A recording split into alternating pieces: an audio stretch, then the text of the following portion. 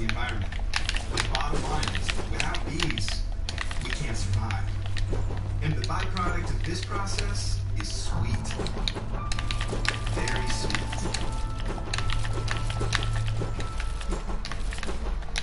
What do you think the biggest issues for bees are right now in this modern day world? Inappropriate pesticide usage, genetically modified crops. The bees land on a genetically modified plant that has a systemic poison in it meant to repel the insect. Yep. And then they carry that back to the hive. And The habitat gets messed up, right? The habitat gets messed up. Yeah. Speaking of messing with habitats, the smoker safely calms the bees by masking or blocking the alarm pheromone being released from any upset bees. But sometimes, one or two get a little buzzed off anyway. Are they inside? No. No? No, you just... They're all right. Did it get you? Yeah, I got right on the chin. Nuh-uh. Yeah. I can feel it. It lets you know you're still alive. Yeah. This is harvestable honey. We can taste this one right now if you want to.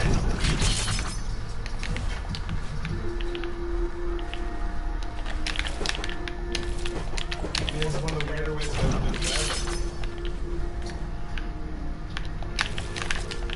It's damn good honey.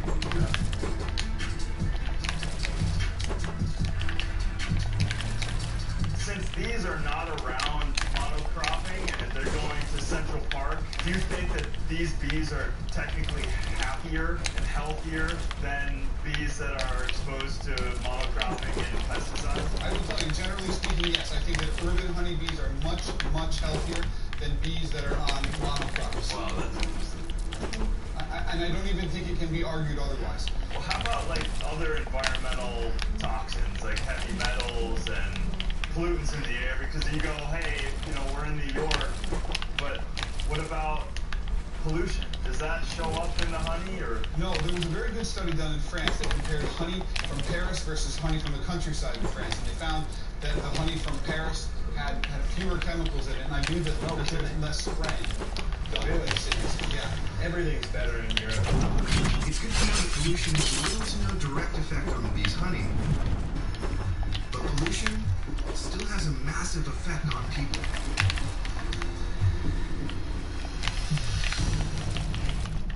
Our flight to London happens first thing in the morning. So on our last night in New York, we decided to blow off a little steam. Oh yeah. Get on board here. Parking lot. Okay, now we're headed to London, a nearly 2,000-year-old city that has been struggling with pollution and air quality since the Industrial Revolution hit back in the 1700s. London is an amazing city with a long, rich history that you can feel in art and architecture.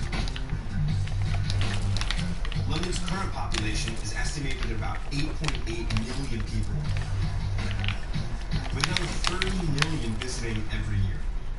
More people translates to more pollution, no matter how green they try to be. And pollution can easily grow to toxic levels and become very deadly. We're beginning our journey on the south bank of the River Thames, across from the House of Parliament. This is the London Eye, which is essentially the warmest barracks of central London. We're meeting the Director of Cities for the London School of Economics. His specialty is the politics and particulars of global urban change and urbanization. I'm running a research center on cities. It's hopefully an appropriate introduction to London. Absolutely. Should we go for it? This is generally considered the center of London. But this air, which you're seeing right now, it looks clear, looks nice, is still toxic in many parts of the city. This is not clean air. About 10,000 Londoners die prematurely because of air pollution today in London. Right. As a direct result of the air pollution in this city. The air is cleaner now than it was in the 50s, but deadly pollution doesn't always look like a thick, hazy black fog. The issue at hand now is fine particulate matter, called PM2.5. These fine particles are made by fossil fuel burning vehicles and are abundant in higher congested areas. PM 2.5s can travel deep into the respiratory tract, affecting breathing and leading to a host of medical problems. Short term, it causes allergy type symptoms like itchy, burning eyes, nose, and throat. But long term, it can cause asthma, heart disease, and even death. So what kind of steps are they taking? The big priority was on transport, with one signature policy which is Oh my. charging. That was a mess up. Around us where we are. This is the cordon within which, if you drive with your private car, you have to pay per day 11, 12 pounds to enter. If you have a very badly polluting car, then go up to 100 pounds to enter the inner city area. So we had a reduction of car use in this inner city area of 20%, 80,000 cars less. So just as individuals, what are some things that can help solve the collective issue of air pollution? The single most important thing is, I guess, is to exercise the political voice we have in elections to demand change. Translation: vote, vote, vote. Well, thanks for your office. It's incredible. Yeah, not really mine. We're off to the London School of Economics for a deeper dive into practical solutions being applied all over the city. And this is the Director of Sustainability for LSE, John Emmett. Apparently you're building some eco-warriors. Yeah, that's right. So LSE students come from all over the world. So one of the things we're doing here really is equipping the next generation of global citizens to think about how they going to address the challenges of our era. So you can literally study sustainability and make it your major. That's right. You can come and study environmental law or policy. You can come and understand how to make cities greener. And if I could do it all over again, I would want to come study with you. Well, come back. Come and do a master's here. There you go. Put my time to use. Got a bunch of green spaces, green walls, and we keep bees on the roof right here. Yeah, Okay, well, let's go. sure. Here's the thing with these. I don't know what it is. Notice the green trend? Just like the rooftop in New York, LSE has a green wall, which looks a lot better than concrete. And oh my god. It's so good. Wow. It's so lush. Yeah. It changes all year round, so you come back in 6 months' time, it will be all different colours, different plants. What is a wall like Oh this? wow. So in cities, you've got a lot of concrete, absorbs a lot of heat from the sun, yeah? So if you've got green roofs and green walls, Yeah. So they're natural insulation. yeah, exactly. It's also just gorgeous. And now that we've seen the green wall, I think we need to check out the bees. Ready for your basics, son? Yeah. All right, more bees.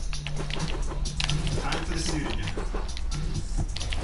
Let's go check out how high. These are honeybees. What's your main reason of having bees at the university? We interact with a lot of students who are international from across the globe. They get to learn things about how important it is to be pollinators, but about learning about food on the plate. It's not just a hobby, it's actually a really essential thing for mankind. So cool. So what do you want to do when you are done here? You have your PhD? I'm working on environmental evaluation, so how to put a monetary value on the environment. It's controversial because there is all question around that the best way to explain to people how important it is. We have got these aren't just specific for honeybees. This will support most pollinators. And I think that's something that everyone can do, is to look at your garden and plant up species that will support Oh, my. pollinators generally. I remember years ago driving up and down the motorways of the UK and there'd be a lot of pollinators. Now you drive up and down, there's nothing there because basically the pesticides have wiped them all out. So everything we can do to help support them will go.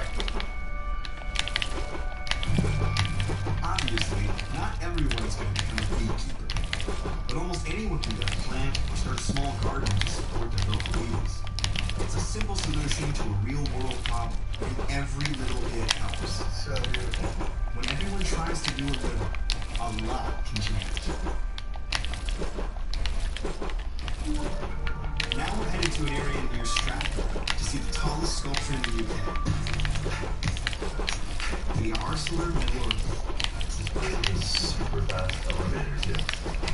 Like a supersonic elevator.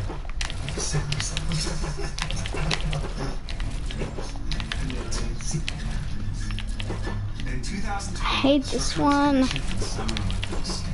In 2016, they repurposed the structure by adding a huge wrapping tube slide around it. Not just any tube slide. Oh, it's this one. The longest tube slide in the world. And we're gonna ride it. I think. Concept. Yeah. Kind of a nice way to end the day. Is that it? Oh, I see it. Yeah, it's a twisty thing. Oh man, yeah, look at the beginning. Oh, you get going. Oh, I bet this thing's freaky as fuck. Oh, it's really tiny, bro. It does feel a little touristy, but after all, we're tourists. You ready for this? I'm not sure what to expect from this one. Do two for the slide. Sure. I've been to London before, but I'm seeing the city in a whole new light. The pollution problem is a never-ending fight, but London has made some incredible progress. It was great to meet some of the innovators in the academic world and see how they are inspiring the next generation to continue the charge against pollution. And now, I'm going to die. Just to make sure you're safe. It was made for you. So let me get through this. It's my pleasure. My pleasure. Thank you. It's been a good run so far. Let's go. We'll see you later.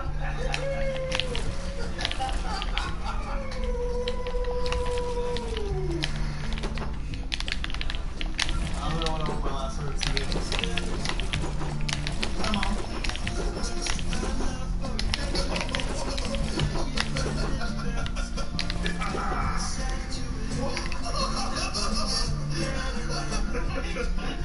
Oh yeah.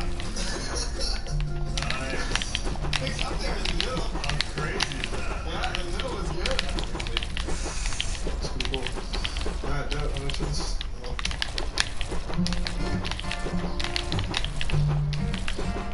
We already know living walls and roofs have a host of benefits, including tremendously reducing energy bills. But policies that are good for the climate can also make great business sense. This is Armando Rich. His company Treebox specializes in custom green space solutions for commercial and residential buildings all over the UK. We hear you're constructing some green walls. Definitely, we're in the process of putting up a light bulb right behind you. It's the view outside of a basement gym. And they thought, rather than looking at a concrete wall, they want to brighten it up with some light. Do you do much gardening yourself, though? A ton. So much. I'm a bit of an expert. No. Never. I'm great with succulents. Yeah. Like some cactus. I can keep those. Well, if you'd like to come and get a closer look, what I'd probably could have done it. Step out. There's one. You can see how the system works. Essentially, a series of troughs that are click all together, which allows you to literally stack these troughs up as high as you can go, so we can get to the top of this wall quite easily. And we fill it up with a wonderful granular substrate. It's an engineered green roof derivative. With expanded clay and crushed brick. This is a recyclable material. It's recyclable material. And we've taken walls down after 5 years, and this still just breaks down and shapes off the roots of the plant, so it doesn't become compact. That's quite interesting. I'm kind of almost going, that has just not been around for a lot longer. Jeez, you're actually just gardening. It's soil and it's water.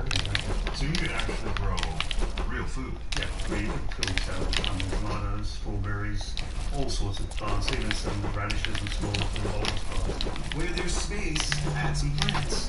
It's a great concept. Pollution is a huge problem, but the solutions like this are easily doable. That steps up to the sides.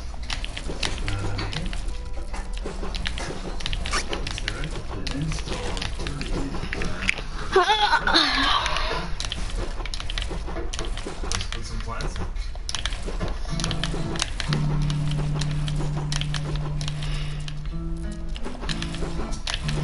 Yeah, that's good. Well, we got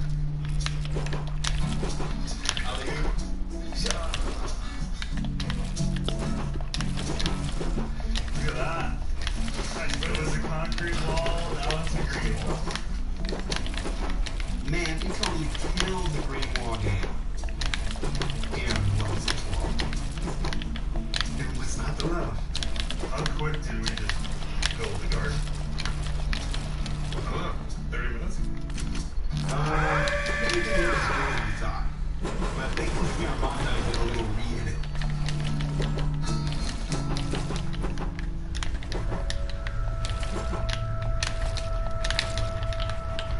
The mighty River Thames flows 215 miles through the middle of England.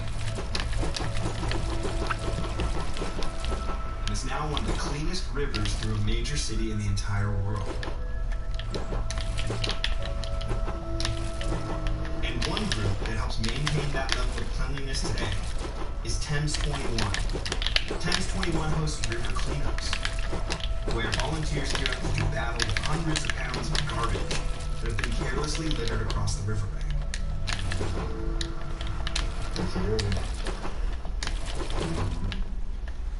Zach, and this is Chris Cood, Head of Education and Training at Thames 21.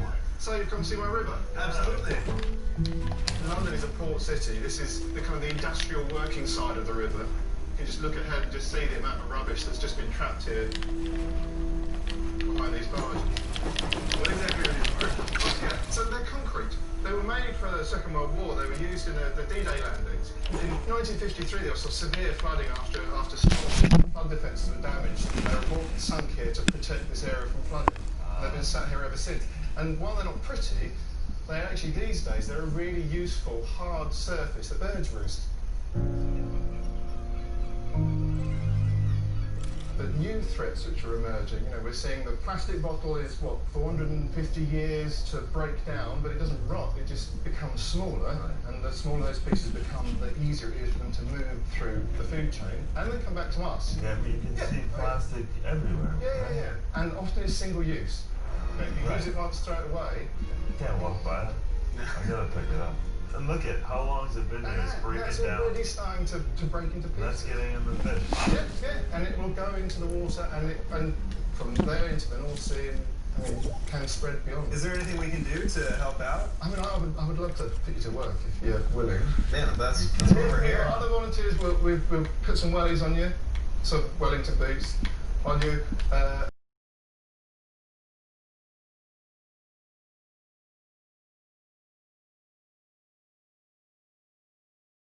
Let's get those wellies.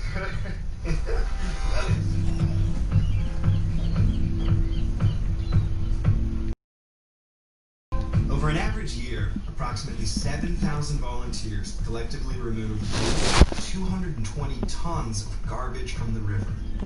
Before we can get started, each cleanup starts with a safety meeting. Firstly, we like to consider your health and safety, so make sure you've got Wellington boots on because they've got the protection on the bottom of the boot, so make sure the nails, essentially, you might encounter won't go through your foot. Oh, the other thing, if the rat urine is on your pocket that you touch, then you might become unwell. So don't stick your fingers in your eyes, in your mouth, in your ears, or in someone else's mouth. Wear your gloves, and when we're done, we've got hand washing stuff, just wash your hands. Tidy some pick, and off we go. Surely you must have done some really stuff and picking rubbish in the Thames. Oh, for sure. No, not in the Thames. I'm Zach. What's your name? If they've got time to volunteer for this job, yeah, I think I've got time for a selfie. Alright. I'm on the battlefield like a Bonaparte, and all this fool's gold has got me torn apart. I hear the shouting from the voices of a generation. This is my least favourite piece of rubbish in the whole world. Straw. No, not straw. Do you think it's no? It's cotton bud stick. Oh, no way. Oh my god. Even because it's fine, so it's so narrow, you can actually go through a sewage treatment works and out the other side. So once you find one, you will find endless amount of hands. How about this bloody thing? The trouble is, that's the four wheels, it's not just the tire. There you go, Darren. Get that out of here.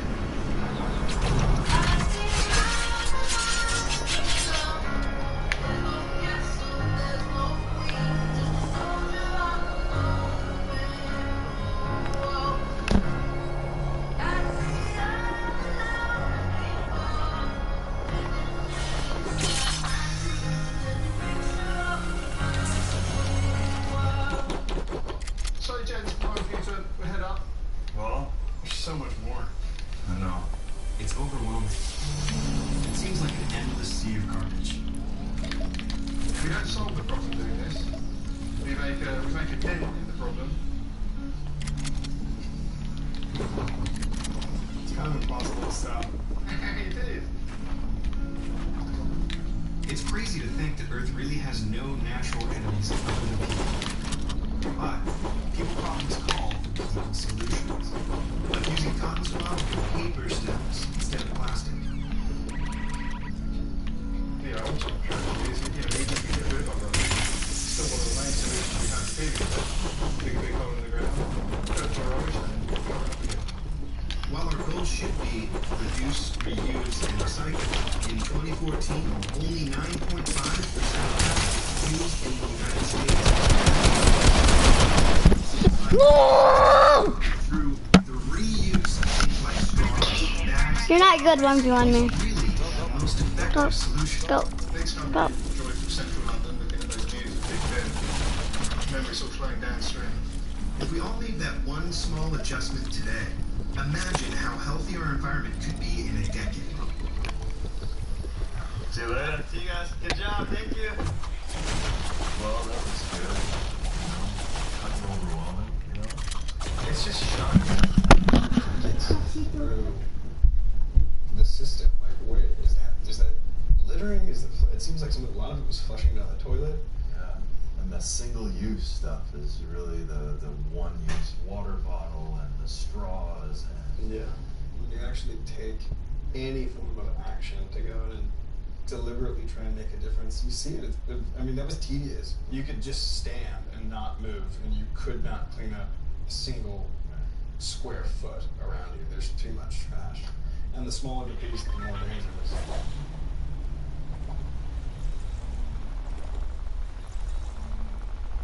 Back in our hotel, Darren found an awesome example of another trend. Ecotourism. I can't think of a better way to cruise around London than on an actual bamboo bike. Yeah, 6 of our team members went out and they spent 3 days in a workshop making them. All of the bikes have our staff members' names on them to add that little personal touch. Could I take one of these and give it a go? Awesome. Bamboo action. Come on. Since fossil fuel burning vehicles are a major part of the pollution problem, bikes and other clean transportation are definitely a step or a pedal in the right direction. Heads up, you should still be very careful when riding bikes in a busy city like London. Watch out, Aaron. I don't usually get up as early as Darren. Maybe there is something to his superfood diet after all. I'm taking a moment to meet with a local food blogger. Ellen Mills. His decision to turn vegan was really a matter of life or death. It smells amazing. Including the body out of food. And after the success of her new way of life, she's decided to share her recipes with the rest of the world in the form of her own restaurant and a super successful blog. What the? That was supposed to be right there. You've been doing 2012 workout. Yes, I got very sick in 2011 with something that stopped my autonomic nervous system from functioning properly. It's called postural tachycardia syndrome. And that's how you started really cooking this food. Exactly. So I was so uninterested in this kind of food. Like candy, ice cream, like my main food groups. But I couldn't regulate my heart rate properly, my digestion, had loads of problems with chronic fatigue. I spent 4 months in that hospital, and then basically most of the next year in bed, 20, and I was taking steroids and being told about beta blockers, and like just not where you expect to be at that point in your life. And so I took all the meds, and they just didn't really work. When you started eating plant-based, where was the inception of the idea? Yeah, so I'd never considered it. So I took all the meds in the hospital for about a year or so, but I still was basically unable to do much. And then I hit a rock bottom, especially in my mental health. And I'd never kind of looked at diet at that point. And that's why I started writing a blog, which was called Delicious Yellow, and then that turned into cooking classes and app, cookbooks, and then my brain fog was a little bit better, my fatigue was a little bit better, my digestion was a little bit better. And then after 2 years I came off all my meds. And I've been off them ever since. And I've been And was that something that they said you were going to be on forever? That was the assumption, yeah. Wow. I do believe that the world needs more plant-based food, and the only way it's going to happen is by making it more mainstream, more appealing. Well, that's what prevented me from starting. Like, honestly, it was just that the food didn't seem good to me. There's just been this kind of explosion in plant-based cooking, vegan food, and people are just becoming like very much accustomed to the fact that this is a way that you could eat and that it could be delicious. Ella has made a reputation for flavorful, plant-based dishes that can change the way we look at eating and how we fuel our bodies. She's offered me a private cooking lesson in her own test kitchen, and she promises the dish we're going to make is easy to cook and packs a lot of flavor. So thanks for having me in your lovely kitchen. So what are you going to make? It's a veg curry. For me, with friends, family, this is loads and loads of flavour. It's super, super easy. And also, it's just a nice way of introducing a lot of different colourful veg into your life. And so we roast butternut squash and sweet potato. So we're going to put that all in here. First time vegan eating is easier to do with familiar flavors. I love to eat plant-based, and I prefer Indian Thai curries, just like the one she's making. Adding cinnamon, curry powder, turmeric, and chili. And then we're going to add a little bit of coconut oil. Is he a vegan? It brings out the sweetness again of the sweet potato. Mom, This is he a vegan? So we roast it before we He's finish not. the curry, just so that it soaks up all the spices, and also just obviously takes the edge off as well. This curry really busts down any myth that a plant-based diet can flavor. Exactly. Is that something that you are thinking about? 100%. And I think there's also a preconception that it's really time-consuming and really difficult, whereas these are all kind of very easy ingredients. You can get them anywhere. And it's also, you can batch cook it, you can freeze it, like it's just a recipe that I feel like we can all make. Okay, so while that starts to cook, we make the base. So we have red onion, garlic, green pepper. We add a little bit of oil, cumin seeds and mustard seeds, and salt. Okay, I'm gonna add maple and coconut milk. Yeah, honestly, you should try making this at home, just so you can smell it. Okay, so here is our final dish.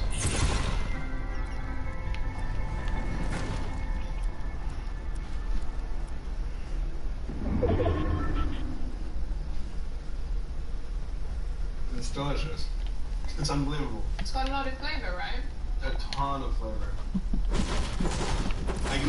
his face lit up right when he had the taste, Mom. Huh? I don't miss a single thing in this meal.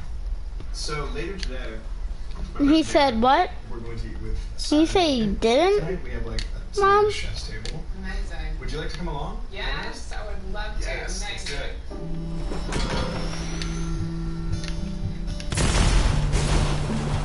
I didn't know that. Michelin Whoop. star chef Simon Rogan owns a variety of restaurants throughout the UK and Hong Kong. But one of his most exclusive locations, Alex, has our Smelly. attention today. This is his development kitchen. I gotta get out. This is where he stretches his creativity and invents new dishes. And he uses a farm-to-table approach. Oh, but it's not no, just I any have time. It's his own farm. While the restaurant isn't 100% vegetarian, the idea is that the vegetables shine as the featured ingredients in his meals, and the animal products play more of a supporting role. The result is a much healthier, much more delicious vegetable-forward meal.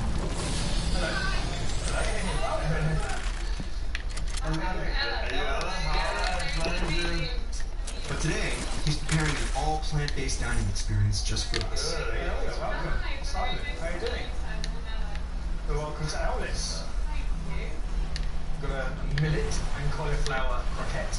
And on top of the croquette, you've got some black garlic emulsion. Look at that little. That's amazing. Wow, look at that. So superfoods, Darren, is your kind of speciality, right? Yeah. From a consumer's perspective, definitely I find like it's challenging when you're looking at a whole shelf of things, everything's super. What does it mean? It's really about per bite, let's call He it. must be low. Having more Chuck some micronutrients grenades. in them that, say, eating a donut would have. Right? Like, for example, this is all food that has been growing on their farm. You could technically say everything we're eating right now is super. Simon bases his menu on seasonality. It's not about forcing ingredients, but rather distributing what's growing. Oh my god. What? I'm ending my stream here, boys. And stream, boys.